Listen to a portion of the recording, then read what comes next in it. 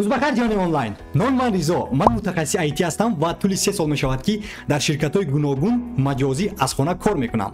дар соли 2023 ман донишгоҳро хатм кардам ҳамчун веб барномасоз ва тӯли 3 моҳи охир мешавад ки дар боло яке аз стартапҳо ки ном дорад IT омӯз ҳамчун мудир ва муассис кор мекунам ва албатта ки якчанд ҳаммуассисони дигар низ дорам ва дар ин навор ман ба шумо 22 дарси ҳаётро мегӯям ки ман ба 18 солаи худ мегуфтам, яъне 22 дарси ҳаёт аз ризои 22 сола ба ризои 18 сола. ва агар ту касе бошӣ ки наврас ҳастӣ ё ин ки ҷавон ҳастӣ, ман боварӣ дорам ки ин тавсияҳо ба ту лозим мешаванд. оғоз мекунем. аввалин тавсия он аст ки забони тоҷикиро омӯз. ва вақте ки ман синфи 10-11 будам ва як умр аз дунболи забони инглисӣ будам омӯхтан, барости парвои забони тоҷикиро надоштам ва айни замон баъд аз 4 сол гапи анамон муаллимае ки ман доштам забони адабиёт ки ном дорад Маҳмадалиева ва агар ки наворо тамошо кунед ташаккури зиёд сипоси бепоён ба шумо барои дарсҳои забони тоҷикӣ. ва мо баҳсҳо мекардем бо ин муаллима ки вай мегуфт ки аввал ту бояд забони тоҷикиро омӯзӣ, чунки агар забони тоҷикиро надонӣ дигар забонҳоро донистан ин маъное надорад. ва ин муаллима 100% рост буд, аммо барои Ризо Гӯев инро фаҳмидан ба ӯ 4 сол лозим буд ки то ки инро фаҳмад. ва бале баъде ки ман мактаби миёнаро хатм кардам, ба донишгоҳ дохил шудам, ба кишварҳои хориҷи кишвар рафтам, зиёда аз 8 давлатро саёҳат кардам, ба хулоса омадам ки онҳо аввалин чизеро мегузоранд ин забони онҳост. дар ҳама кишваре зиндагӣ мекунӣ, аввал бояд забони он кишварро донӣ. барои мисол яке аз сабабое ки бисёре аз мардум меноланд ки мо дар тоҷикистон дар кишвари худ ҷои кор гирифта наметавонем, ин ҳамин забон аст. онҳо бо забони тоҷикӣ суҳбат карда наметавонанд, онҳо ҳатто наметавонанд иншо нависанд, онҳо наметавонанд паём нависанд, почта электронӣ нависанд. ва бале тавсияи ман ҳам ба 18 солаи худ ҳамин аст ки ҳей Ризо, ту бояд забони тоҷикиро аввал омӯзӣ, чунки ту шаҳрварди Тоҷикистон ҳастӣ. аввал мо бояд аз забони худ сар кунем, аз миллати худ сар кунем, аз падару модари худ оғоз кунем, яъне аз оила оғоз мешавад ҳамаи чиз. ва ин буд аввалин тавсияи ман. тавсияи дуюм он аст ки фикр кун дар бораи бозие ки ту бозӣ карда истодаӣ. ҳама чиз бозӣ аст дар ҳаёт. барои мисол ҳамин мактаб ҳам бозӣ аст. вақте ки Ризо Гӯев 16 сола буд ва ба мактаб мерафт, вай бояд фикр мекард ки барои чӣ ба мактаб меравад. яъне мактаб ин танҳо баҳои 5 гирифтану 4 гирифтану намедонам аттестати сурх гирифтан нест, ё ин ки донишгоҳ ҳамин хел. мо мактаб меравем чунки мо нақшаҳои стратеҷӣ бояд кашем барои ояндаи худ. ин бозие ки мо мекунем дар мактаб ё ин ки дар донишгоҳ, ин бояд бозие бошад ки ояндаи ҳаёти моро ҳал кунонад. вақте ту донишгоҳ меравӣ, ту танҳо фикр накун ки ман ҳозир донишгоҳро хатм мекунам, пас он меравам ғуломи як каси дигар мешавам, барои ким кадом ширкати дигар кор мекунам. албатта ки не, ё ки рафта баъд аз донишгоҳ сохтмон кор мекунам, ё ки дохили обуло, ё ин ки dastavka ба забони русӣ гирем боркашонӣ. ҳамон бозие ки ҳаст, ин бозии ояндаи мост. мо мактабро хатм мекунем то ки мо ба донишгоҳ равем. ва вақте ки мо донишгоҳ меравем, ин донишгоҳ ҳам бозӣ аст, на танҳо барои баҳои беҳтарин гирифтан ё ки донишгоҳ дипломи сурхро гирифтан, балки мо вақте донишгоҳро хатм мекунем, дар пушти мо одамоне ки ба мо ёрӣ карданд то ки ба донишгоҳ равем умед доранд, заҳматҳо кашиданд. барои мисол падар, модар, муаллимон, мактаб, давлат, кишвар ҳама аз дунболи ту аст ки яъне умед дорад ба ту. вақте ту донишгоҳро хатм мекунӣ, танҳо фикр накун ки ҳозир ман донишгоҳро хатм мекунам, мерам ягон ҷои кор мегирам. Не, ту бояд бозиеро фикр кунӣ ки баъде ки мактабро хатм кардӣ, донишгоҳро хатм кардӣ, забонҳои хориҷиро омӯхтӣ, ту ба миллати худ, ба мардуми худ, ба падару модари худ, ба дӯстони худ чӣ баргардонда метавонӣ ва ту чӣ чизеро месозӣ ки зиндагии онҳоро иваз мекунад ва ту чӣ кор мекунӣ ки як кас аз ҳамон кори ту шод шавад. яъне пеш аз он ки ту хоб меравӣ, ту бояд донӣ ки имрӯз ба мардум чӣ кор кардӣ. ва ин аст сабабе ки мо донишгоҳ меравем. мо донишгоҳи ҳатто агар ки биёгирем дигар тоҷиконе ки дар хориҷи кишвар таҳсил мекунанд, аз душанбе мо умед дорем ки шумо меравед таҳсил мекунед донишгоҳи хориҷиро ва пас он бармегардед як чизе месозед, як навигарӣ меояд, як технологияи нав, як лоиҳаи нав, як стартапи нав. ва бале ин аст тавсие ки ман ба Ризо медиҳам, яъне ба Ризои 18 сола ки вай танҳо фикр мекард ки бале донишгоҳ мерам, диплом мегирам, пас он кор мекунам ва тамом, ба ҳамин қадар мақсад буд. аммо не, айни замон ман ба худ тавсия медиҳам ки ин бозии калон аст. аз хотира набарор ки давраи донишҷӯӣ ва давраи мактабӣ ин беҳтарин давраҳои ҳаёти ту ҳастанд ва онҳоро бояд самаранок истифода бурд, чунки дар ин вақт ту масъулият кам дорӣ ва ту бояд бале ҳамин бозиро در حقیقت که آیندهش رو فکر کنی، نه اینکه با مهلت خیلی کوتاه نرو در وقت دانشجو در وقت تحصیل کردن با کارهای سیم درجه مشغول نشو. در وقت دانشجو بودن تو تنها باید تحصیل کنی، نقشه استراتژی کشی یا که یگان کارخانه‌ای داره که با تو علم دهند. برای مثال وقتی که یگان شرکت میره همچون تجربه آموز، در فکر مبلغ نشو، در فکر چی نمود دانش گرفتن شو از اون شرکت. بسیار از آدمان میرن که ما چند قدر درآمد میارم، ساعتی کاریم چند پول. نه، این زمان فکری این نیست. این زمان فکر در اون است که چی چیزا رو از وی ها میگیری، از این مدیر، از این مؤسس، از این کارگر، از این همکار، از این معلم، از این پروفسور، چی چیزا رو ما باید از اونها گیریم، نه اینکه چی نمودی مبلغ چیزهایی نمیدونم فیزیکی و کاغذی گیریم. البته که ما باید یک معلومات علمی گیریم برای آینده خودمون. هرچه دیگر کسی از کسی بهتر نیست. 100% بسیاری از مردم این زمان خصوصا دوره شبکه‌های اجتماعی منالن که بله کدام دوستی من در دیگر دولت دیگر چیزها دارد، من در اینجا این چیز رو ندارم. یعنی این مقایسه کردن است. اما براستی هر یک آدم تحفه دارد که از دیگران بهتر است. برای مثال بگوییم که اگر ریزا بهترین سخنور باشد، تو میتوانی که بهترین مهندس باشی. اگر که ریزا بهترین ویدیو یادکار باشد، تو میتوانی که بهترین فوتبال باز باشی. یعنی هر یک کس از کسی دیگر بهتر بودن نمیتواند، چون که هر یک آدم توفیق خود رو دارد، هر یک آدم دیگه توفیق خود رو دارد. برای همین خودت رو با کسی مقایسه نکن. دیگر این توصیه اون است که آدمان پروای تو رو ندارند. بله در سالهای 2016 17 18 19 تا 20 من 34 وبنامه یوتیوبی هم رو نابود کردم، چون که یک عمر در فکر بودم که مردم در شبکه‌های اجتماعی در دنیای آنلاینی چی میگویند، چی فکر میکنند، در مکتب همسینفونی من چی میگویند، در دانشگاه چی، مدیرم در شرکت چی فکر میکند. اگر فهمد که من یوتیوب دارم، اگر فهمد که من مقاله مینویسم، اگر فهمد که من ویدیو ایجاد میکنم، یعنی همین فکرهای زیادی بسیار بود در معنی سری من که مردم درباره من چی فکر میکنند.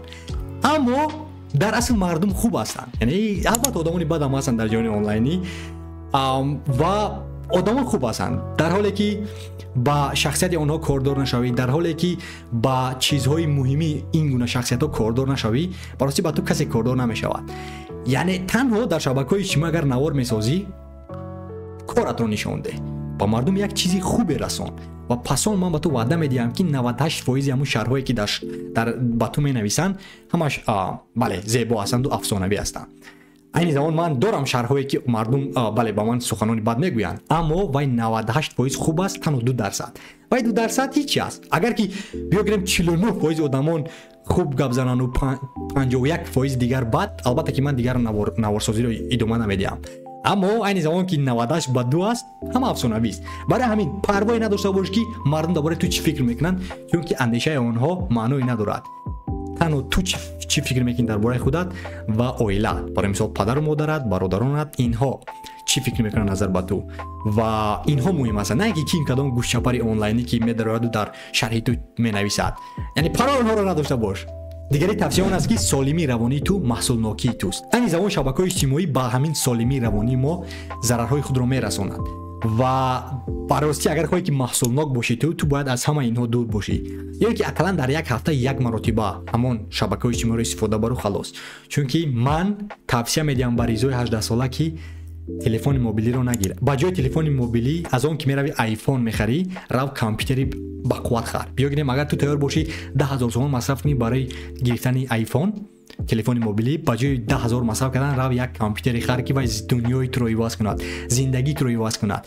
کامپیوتر البته تو میتونی که به هر حال یوتیوب رو تماشا کنی و شبکه‌های اجتماعی رو تماشا کنی دیگری رو، اما دشوارتر میشود بیان با وب وارد شدن با شبکه‌های اجتماعی کمی دشوارتر میشود و اما کامپیوتر این بسیاری از امکانات با تو فراهم می‌آورد که تو بسیار چیزا رو می‌آموزی و این میتواند که زندگی تو رو ایواز کند. و توصیه من است که بله شبکه‌های اجتماعی استفاده نبر، با دوستانی که یک عمر از تو مینولند، قوای بد میارن، یعنی که انرژی بد میارن، از اونها دور شو و بله همه چی افسانه‌ای میشود. توصیه دیگر این است که عمل‌ها از کلمه‌ها بلندتر گپ میزنن. البته چون که من بسیار از آدم‌ها رو میدونم یا که میبینم که بسیار صحبت میکنن و بله هر نمودی گپ‌ها گپ میزنن، اما در اصل عمل‌های آنها هیچ چیزی نیست. در داخل آنها خالی اند و بله از دست اونها کاری هم نمیآید، تنها اما وایها سخن میگویند و گپ میزنند. برای همین اگر کاری رو کردنی هستی، اول تو باید با عمل نشون دهی. اگر گویی که نوارهای من بهترین هستند نشون ده، بهترین نوارها رو ایجاد کن. اگر تو گپ زنی که من بهترین فوتبال باز هستم نشون ده، بهترین مهارت‌های فوتبالیت رو نشون ده. اگر تو گپ زنی که من ثروتمندترین آدم هستم نشون ده، میلیون مبلغ صورت حسابات رو نشون ده. اگر گپ زنی که من بهترین معلم هستم مهارت‌های آموزگاری رو نشون ده. برای همین عمل‌ها در حقیقت که از حرف‌ها بلندتر گپ میزنن و این توصیه است که من برای رضا 18 ساله میدهم. توصیه دیگر اون است که در جای هستی تو سزاوار آن هستی. این زمان اگر رضا در همین وضعیت قرار دارد من ارزنده هستم. برای مثال در گذشته من یک عمر منالیدم که من جای کار آیتی ندارم. وقتی سال 2020 بود من پیام روان میکنم با من کسی جواب نمیدهد. یک عمر من منالیدم که بهای خوب ندارم در دانشگاه. یک عمر من منالیدم که من آخرین آیپد رو نگرفتم. یک عمر من منالیدم که کامپیوتری خوب ندارم. یک عمر من منالیدم که دوستانی بهتری ندارم. اما سوال اون است که آیا من ارزنده بودم یا اینکه نه؟ تنها با خودت سوال ده. آیا تو ارزنده هستی با ان همین کامپیوتر، با ان همین دوستان، با ان همین دانشگاه، با ان همین دیپلم، با ان همین ابونچی ها، با ان همین جای کار؟ آیا تو ارزنده هستی یا کی نیستی؟ این است سوال. برای همین دیگر از دنبال نشو که در تقدیر من نیست، نمیدونم با ما یاری نمیدن مردم، پدر و مادرم با ما یاری نمیکنند، دوستای ما این خلان. یعنی این تنها بهانه است. سوال دیگه تو ارزنده هستی یا کی نیستی؟ من یک عمر منالیدم که تا حال من 1000 ابونچی ندارم. اما این زمان من میگویم که من ارزنده 1000 ابونچی هستم یا کی نیستم. برای ارزنده بودن من باید بهترین نوارها رو ایجاد کنم، بهترین توصیه ها را دهم، یک معلومات با مردم دهم که من ارزنده باشم. برای همین تو اگر امروز جای کار نداری، اگر که تو امروز زندگی خوب نداری، اگر که تو معاش افسانوی نداری، اگر که تو نمیدونم آخران مدل BMW را نداری، تو ارزنده نیستی. با این توصیه دیگر اون است که شما نمیتوانید که همه چیز رو داشته باشید. نه هر کس همه چیز رو دارد. برای مثال ایلون ماسک تا حال میخواهد که با مارس رود در حالی که وی میلیارد دارد. خب رضا تا حال میخواهد که یک شرکتی بزرگ افسانوی تاجیکی سازد، آیتی آموز را تا حال از دنبالش است. یا اینکه مسی تا حال میخواهد که باز یک جام جهانی دیگر گیرد. و برای همین با دیگر توصیه میرویم که نام دارد شکرانه کن. وقتی که چیزی که داری از آن شکرانه کن. برای مثال من شکرانه میکنم که انا همین ماوس رو دارم. خب من شکرانه میکنم. یا اینکه من شکرانه میکنم که انا همین آبگیرک رو دارم. و یا من شکرانه میکنم که همین میکروفون رو دارم. برای همین هر یک چیزی رو که داری شکرانه کن، چون که تو اگر میلیارد هم داشته باشی تو سبب میابی که خوشبخت نباشی، شاد نباشی و یعنی یک چیز دیگر رو بهانه کنی و شاد نباشی. برای همین باز میگم که ایلون ماسک تا حال شاد نیست چون که وی میخواد مارس رود و لیو مسی تا حال شاد نیست چون که وی میخواد جام جهانی داشته باشد با مثل پله. و یعنی تو شکرانه باید کنی. دیگه توصیه اون است که تو کسی هستی که کسی رو جلب میکنی. این پسندیده ترین توصیه است برای من. برای مثال در اول من یک عمر منالیدم که دوستانی من بهترین دوستان نیستند. من یک عمر منالیدم که من تاجیکانی که با مثل من هم فکر هستن رو نیافتم تا حال. و در طول 4 ماه اخیر من بهترین نوارها رو ایجاد کردم، بهترین کار خود رو نشان دادم و ان همون طلبگاران کاری من پیدا شدند. در شهرها نوشتند، با من پیام روان کردند. و این زمان من یک از همین هموطنان آیتی آموز رو دارم که از یوتیوب آن رو یافتم. چون که باز میگم که تو کسی هستی که کسی رو جلب میکنی. اگر که تو چای فروش باشی چای فروش رو جلب میکنی. اگر که تو متخصص آیتی باشی متخصص آیتی رو جلب میکنی. اگر که تو فوتبال باز باشی فوتبال باز رو جلب میکنی. اگر که تو دانشمند و کتابخوان باشی کتابخوان رو جلب میکنی. و اگر که تو آدمی بد باشی آدمانی بد رو جلب میکنی. برای همین این زمان اگر تو 18 ساله هستی و یک عمر نالی که دوستانی بدانشند، سبب اون است که تو خودت بدانش هستی. توصیه دیگر راحت بودن رو رد کن. وقتی که تو جای کاری یافتی و میدونی که شرطنامه داری، معاش میآید هر روز و هر روز یک کار انجام دادن میگیری، این راحت است. تو نمیخوای که دیگر کار انجام بدی و دیگر چیزی نو رو آموزی. برای مثال تو اگر زبان انگلیسی رو آموختی و راحت است که با هم صحبت میکنی. و اگر که بگیریم تو در امریکای لاتینی باشی و با تو لازم است که اسپانیایی رو آموزی، اما دشوار است که اما تو انگلیسی رو میدونی و میری خیلی بسیار از آدمان انگلیسی صحبت میکنی و با آنها صحبت میکنی. اما این راحت بودن است. اما تو میدونی که اگر زبان اسپانیایی رو دانی زندگیت رو کاملا عوض میکنی. که در روسیه اگر تو میدونی که اگر زبان روسی رو آموزی زندگیت رو کاملا عوض میکند.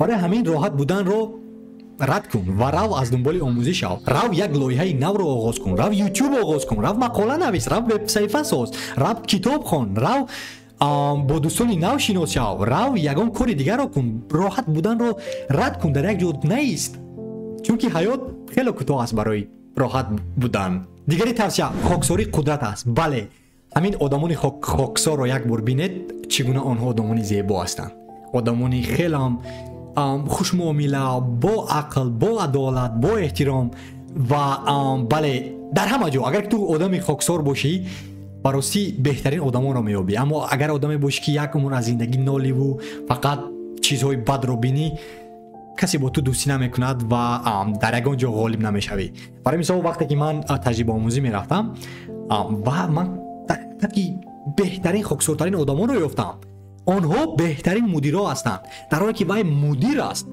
اما چنان با تو معامله میکند یا اینکه معاشرت میکند که تو فکر میکنی وای دوستی تو است برای همین خاکسار بودن نه واسه که تو پرزیدنت هستی نه واسه که تو مدیر هستی مؤسس هستی یعنی کاپیتان دسته هستی من هم بودم براستی تو باید خاکسار باشی چون که اگر خاکسار باشی هم تو رو دوست میدارن اطرافان هم دسته ها همکاران هم مؤسسان هم صنفان همه تو رو دوست می‌دارد حتی مادرت تو رو باز بهتر دوست می‌دارد نظر به دیگر فرزندانش برای همین خاکسار باش توصیه دیگر اون است که ورزش بهترین کارنامه است که این توصیه رو من بریزای 18 ساله نه بریزای 15 ساله میدیم چون که وای ریزا در حقیقت که یک عمر از دنبال توپ بود و فوتبال بازی می‌کرد و می‌خواست که یک عمر فوتبال باز شود اما متاسفانه وای به این مقصدش نرسید اما اگر در آینده کسی از من توصیه پرسد که یک ریزا کدام نمودی کارنامه رو با من توصیه میدید من توصیه میدم برای ورزشگر شوند ورزشگر این هم فخر ملت است هم فخر دولت است هم فخر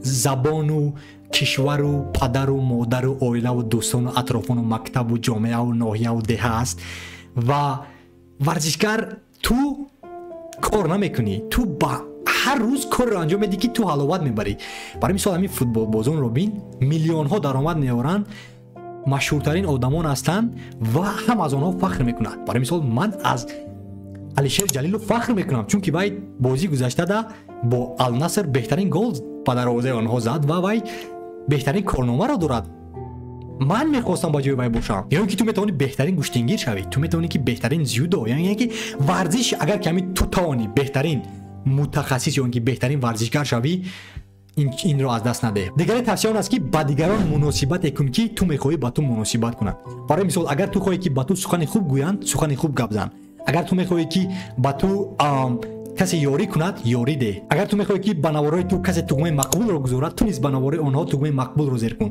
اگر تو میخوای که دوستت با تو سخنان خوب گوید تو هم با او سخنان خوب گپ زن و بله یعنی با دیگران چگونه رفتار کن که تو میخوایی با تو رفتار کنند دقت و توجه این توصیه است که من قریب در 10 نوار آخرانم یک عمر من میگویم آوازش شما گفتم که ریزو بیزور کردی با همین توصیه به هر حال پروایی ندارم وبنامه من است و من باز میگویم دقت توجه این مهمترین اسعار هست یا اینکه قربه است که این زمان ما داریم همه آدمان شرکت ها شبکه‌های اجتماعی شرکت های بزرگ رسانه ها صاحبکاران روزنامه‌نگاران منصبداران همه میخوان که این دقت رو از تو گیرن و تو باید این دقت رو با آنها ندی باید نگذاری که تو رو از انمون دقت و توجهت دور پریشان کنن تو رو پریشان کنن هرگز این چیز رو امکانات با کسی نده چون که اگر خواهی که کارهای بزرگ رو انجام دهی بهترین فوتبال باز شوی بهترین برنامه‌ساز شوی بهترین صاحبکار شوی بهترین معلم شوی تو باید دقت و توجه کنی با همون کاری خود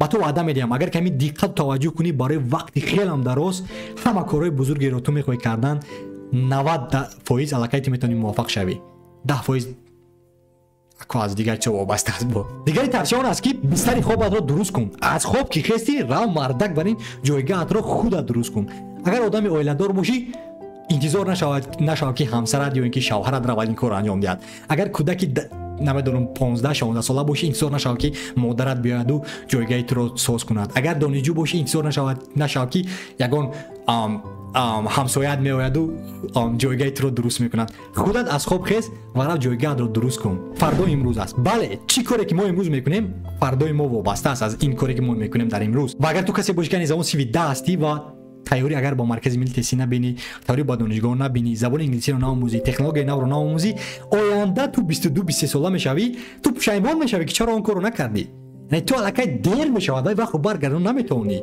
برای همین اگر تو امروز خواهی کی اگر ریزو امروز خواهد کی ریزوی 25 ساله ریزوی 30 ساله ریزوی 40 ساله از او فخر کند یا ریزوی 80 ساله موی سفید از ریزوی 22 ساله امروزه یا که از ریزوی 18 ساله فخر کند، باید من امروز همین کارو برای فردایم کنم.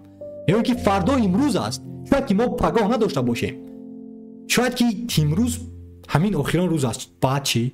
بگیریم پگاه کسی به تو کوالا نمیده که از خوب میخیزی. برای همین امروز تو باید همه کارو انجام دی که این رو استیو جابز بهترین گفته بود که یگانه وقتی که ما داریم این امروز است. کسی به ما آینده رو وعده نمیدهد، کسی به ما گذشته رو وعده نمیدهد و امروز یگانه تحفه داریم که ما باید وای رو استفاده بریم. امروز تو باید زبان انگلیسی رو آموزی، امروز تو باید مقاله نویسی، امروز باید تو وبنامه یوتیوبی رو آغاز کنی، امروز تو باید آیتی رو آموزی، امروز تو باید بهترین دکتر شوی، امروز تو باید با مادرت گویی که من تو رو دوست می‌دارم، امروز تو باید با همسایت قهوه خری، امروز تو باید با همکورست یاری دهی در امتحان، امروز تو باید با همکارت سخن خوب گویی. دیگری توصیه آن است که در خانه خوابگاهت رو گشوده مون. اکنون این توصیه با ریزای 20 ساله است، چون که در این وقت ها بله کووید 19 بود و ریزا نمیخواست که دوستانش بیاند و بابای کووید 19 را بیارند یا اینکه در خوابگاه رو یک عمر میپوشاند و براستی در خوابگاه رو گشوده مون، چون که در این سالهای بهترین حیاتی تو هستند دانشجویی و تو باید چی قدر میتونی با دوستانت صحبت کنی، خاطره سازی، بحث ها کنی درباره همه چیز، بحث کن درباره دین، درباره علم، درباره تکنولوژی، درباره زبان ها، درباره تاریخ، بحث های علمی کن که تو یک چیزی از آنها گیری و صحبت های دوستانه کن، صحبت های علمی کن با آنها و اگر کتاب درت رو نکشایی و دوستت هرگز نمیآید. برای مثال من اگر که ببینم که در کسی محکم باشد یا که پوشیده باشد، دلم نمیشود که زنم پرسم که چی احوال داره. اگر ببینم که درش گشوده است، درو میگم روز بخیر، بیا صحبت کنیم. من برای با دوستان خارجی هم ما بسیار از این صحبت ها رو داریم. تا حال این زمان خوابگاه نزدیکی است، با من دو ایستگاه میرم، در اتوبوس میشینم، بعد از دو ایستگاه خانه دوستم است و دوستان من از ترکیه هستند، از بنگلادش هستند و بله میرویم و صحبت میکنیم، فوتبال بازی میکنیم، بازی کامپیوتری، اون که بحث ها میکنیم درباره چیزهای موضوعی مهم و این در حقیقت زیباست. و اگر که نزان این کارو نکنی پگاه پشیمان میشی، چون که بگیریم مکتب رو تمام میکنی، دانشگاه رو تمام میکنی، بعد شاید که تو دیگر کشور روی، شاید که تو دیگر کار برده مشغول شوی و دیگر آنها رو نمیبینی و بله یگانه چیزی که در خاطرت میآید این همان بحث ها و صحبت هایی که داشتی. دیگر توصیه آن است که با خانمانی که با شبکه‌های اجتماعی وابسته هستند صحبت نکن. یعنی خانمانی که روز تا بگه در شبکه‌های اجتماعی هستند و میخوان که دوست دختری تو باشن، با اونها صحبت نکن. چرا؟ چون که این گونه خانمان یک عمر از دنبال همون دوپامین هستند که با آنها پیام روان کرد، که با در دایرکت با آنها نویست، که با آنها شهر نویست در رسم ها، در سلفی های آنها در اینستاگرام. اگر خانم باشد که وای صاحب کار است، تجارت کار است و تجارت خودی خود رو دارد در این گونه شبکه‌های اجتماعی، در تیک تاک و اینستاگرام و فیسبوک و یوتیوب، البته که با آنها من نمیگم که نکن، البته را مناسبت انجام ده. اما خانمانی که تنها برای وقت گذرانی هستند در شبکه‌های اجتماعی، در فیسبوک و میخوان که دوست دختری تو باشن، آنها لازم نیستن با تو. و توصیه دیگری من با ریزوی 18 ساله همان است که این نه تنها برای خانمان ربط دارد، با همون دوستانم ربط دارد. اگر دوستی داشته باشی یا عمر در اینستاگرام و فیسبوک و تیک تاک و وابسته است، از وای آینده نیست. براستی من با شخصیت اونها کاردون نیستم، اما با همین گیریم رفتار و خصلتی که این گونه انسان ها دارند که روستا بگه در شبکه‌های اجتماعی هستند، با آنها آینده خوب ساخته نمی شود، چون که آنها را اداره میکند نه فکرانی آنها بلکه فکرانی جامعه. اگر روستا بگه وای خانم در شبکه اجتماعی باشد، وای کار را میخواد کردن که همون بلاگران، همون آدمان مشهور میخوان کردن. و آمدیم با آخرین توصیه که نام دارد خواب بهتر از ورزش و مبلغ است، چون که بسیار از آدمان این زمان بله مبلغ رو بهتر از خواب میگذارن، مبلغ رو بهتر از قریب همه چیز میگذارن، اما خواب این یک از مهمترین غذایی است که در تاریخ انسانیت همه وقت با ما بود و این طبیعت ماست و ما به این زندگی کردن نمیتونیم. با حساب میونه اگر کودک 16 ساله باشی 10 ساعت خواب رو، اگر کودک 20 ساله باشی 9 ساعت خواب رو، چون که خواب این مهمترین است. اگر تو خواب نرفتی تو نه تحصیل کرده میتوانی، نه تجارت ساخته میتوانی، نه امتحان رو میگذاری، نه شاد هستی در اون روز، یک امور سری تو با گفتی دوستی دیگری من گرنگ هستی و بله نمیتوانی دقت کردن. برای همین خواب بهتر از همه چیز است. خواب کن، پس آن خیز، دقت کن، تحصیل کن و من با تو وعده میدم که همه چی افسانه‌ای میشود. و این بود 22 توصیه من، 22 درس حیاتی که من در 22 سال حیاتم آموختم و بعد از یک ماه من زادروز دارم که 23 ساله میشم. اگر تو خواهی که با من تحفه کنی، تو میتونی که در همین وبنامه پیوست شوی، ابونه شوی، دکمه مقبول رو زیر کنی، با دوستانت هم رسانی کنی، شهر نویسی و بله من در حقیقت شاد میشم. این میشود تحفه با ریزا گویف و دوستی آنلاینی شما.